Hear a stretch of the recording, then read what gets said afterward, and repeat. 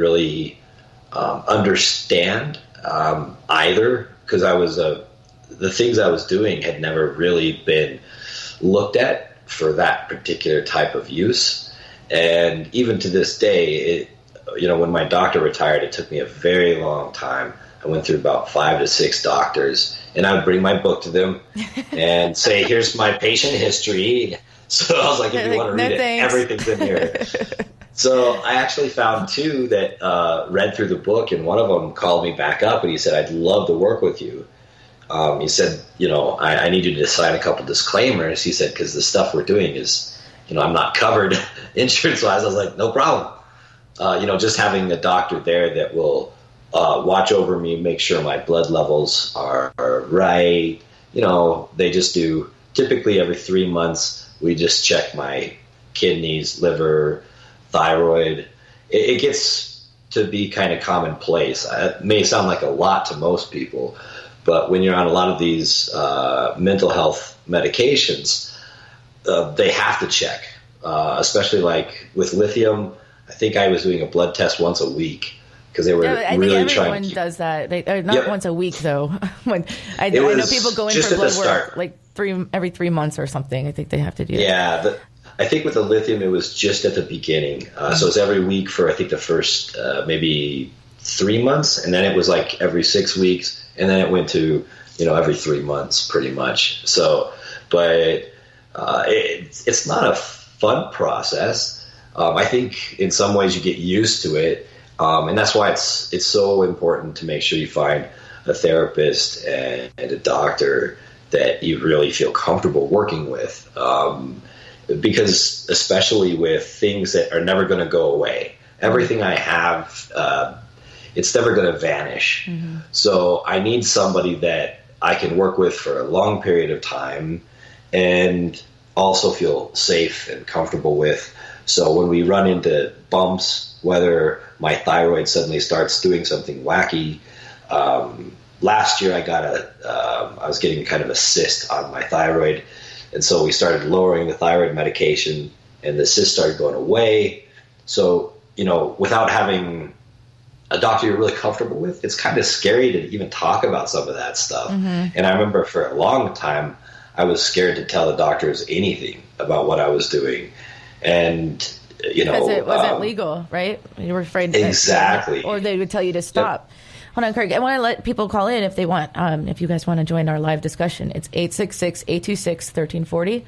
866-826-1340. If you have anything to share or add or ask either one of us, 866-826-1340. I think it's amazing that you've been through all this, Kirk, and that you're still standing.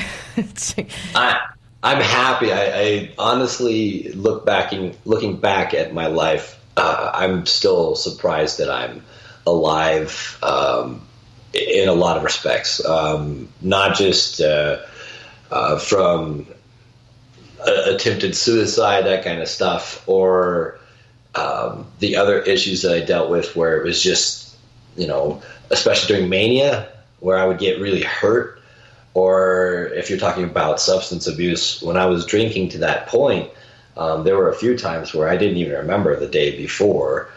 And that's, I would wake up and I'd have a sprained wrist and bruises everywhere. And I'm like, okay, what happened?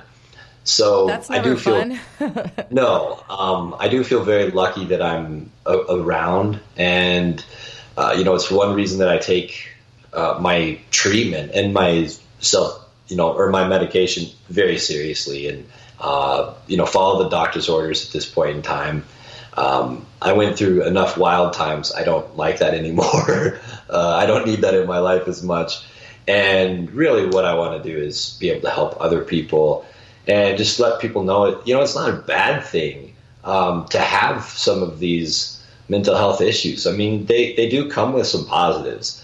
I mean, my OCD makes me very attentive to details. Mm-hmm.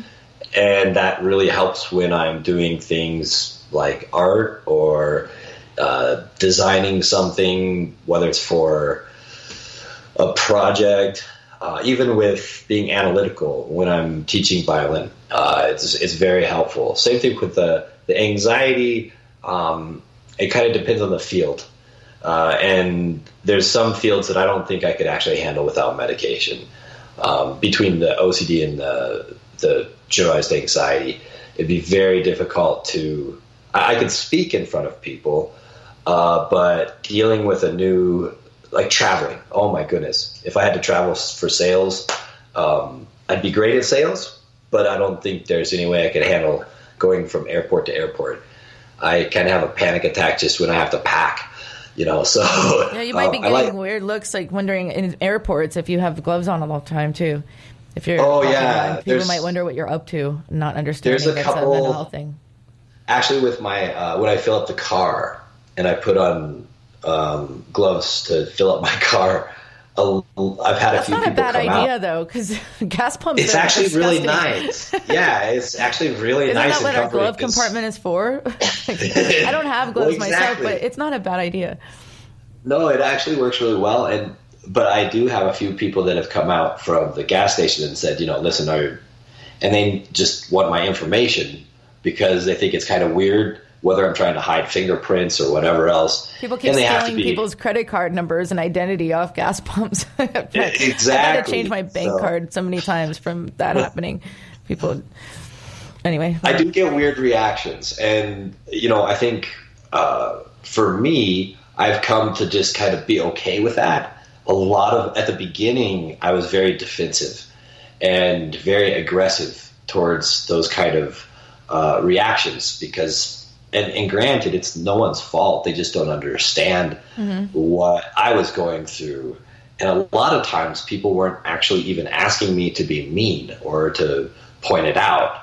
It was out of interest. Like, why are you doing this? Why are you going and fixing all the shoes? Whatever it might be.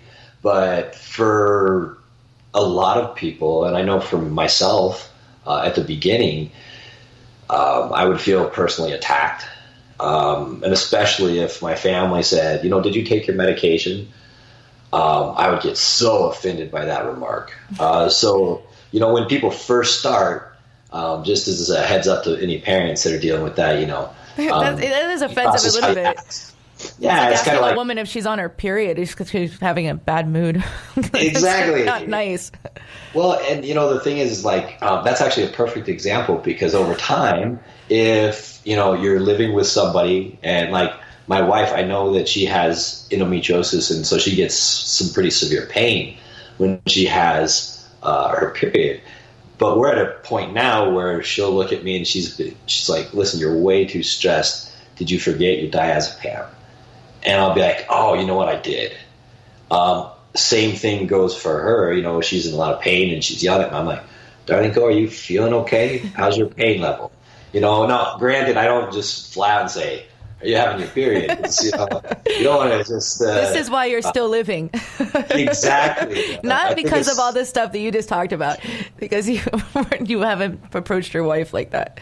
Yeah, I think staying alive is a priority at this point. But so funny. Communicating openly, I think, is a very healthy thing. And, now I don't actually get offended. It's kind of nice if somebody notices, just because I don't think any of us are 100% aware of how we're feeling.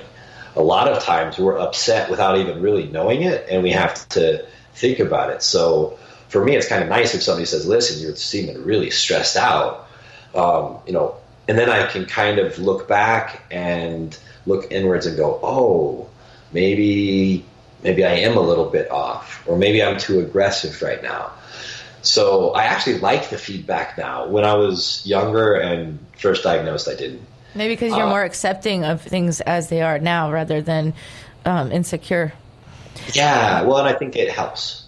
Hold on, Kirk. It's time for our second break, and we'll be back with Moments of Clarity in just a moment. Please stay tuned. We will return to Moments of Clarity with Tiffany Warner after these messages.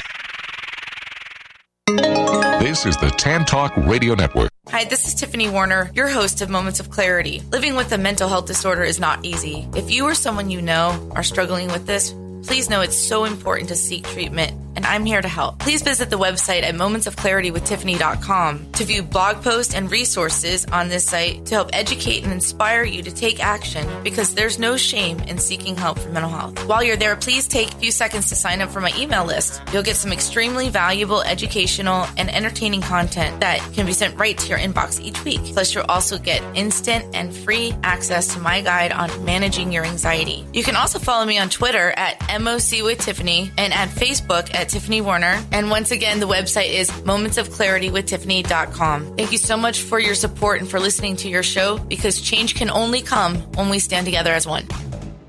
Did you know that your physical health plays a big role in your mental health? Healthy minds and healthy bodies go hand in hand. The problem for many is finding the time and getting the results they want. X-Force Body is perfect for people with busy schedules, with a mission to inspire you to become leaner, stronger, and in the process healthier. X-Force Body coaches will encourage, motivate, and inspire you through every workout, helping you achieve the results you desire. Learn more about X-Force Body. For more information, visit www.xforcebody.com.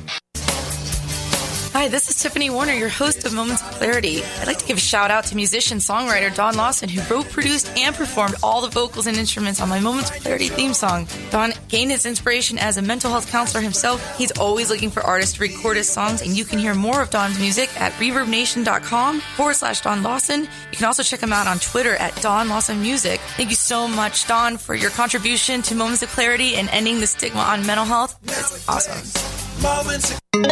This is the Tan Talk Radio Network. Now back to Moments of Clarity with Tiffany Werner, licensed mental health counselor. To engage in the conversation, call 866-826-1340. Here's Tiffany. Hi, and welcome back. This is Moments of Clarity. My name is Tiffany Warner. I'm a licensed mental health counselor, and I'm your host. And I'm on the line with Kirk Miller, who is the author of Chaos to Cured, and he's talking about his whole battle with bipolar or quad diagnosis, ADHD, anxiety, depression, and a lot of physical complications. And I want to welcome back to Moments of Clarity, Kirk Miller. Hi there. When we left off, we were talking about how things used to be offensive to you when you were younger, and now you're more accepting of your mental health diagnosis. And that's what is really important to me with this show, is that we're educating people and openly talking about these things so that we can remove shame, so people understand and that nobody's different or less important or anything. There's nothing to be ashamed of with mental health, is that we should figure out what's going on in our own mind and do something about it and find others that are struggling with the same challenges, because becoming more accepting of ourselves makes life so much better, wouldn't you say? And other people are more understanding. Well, when you said that, I actually was just thinking of my my eldest niece, and she's just really aware of body odor, and she doesn't want to smell. The thing is, that's something that's easy to see or smell, and we have a solution for it. You go take a shower. Mm-hmm. So when we're ashamed of mental health, it's kind of the same thing as being ashamed of, oh, I smell. Well, go take a shower.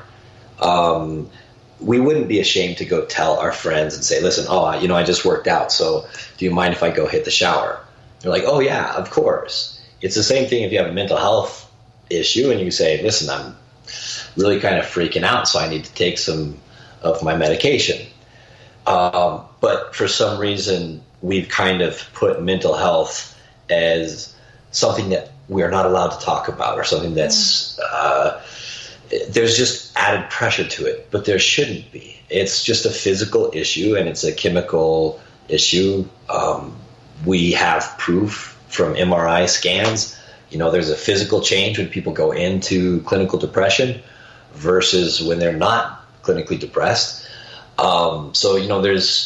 There's all this stuff physically that we can't necessarily see, but just because we can't see it doesn't mean it shouldn't be accessible to talk about, or that we should be ashamed to talk about it. And I think, at least for me, I've really wanted to start making a mark by being very honest And the original reason I wrote the book and put it out there, because there's, my main business is teaching violin, so I run a music institute.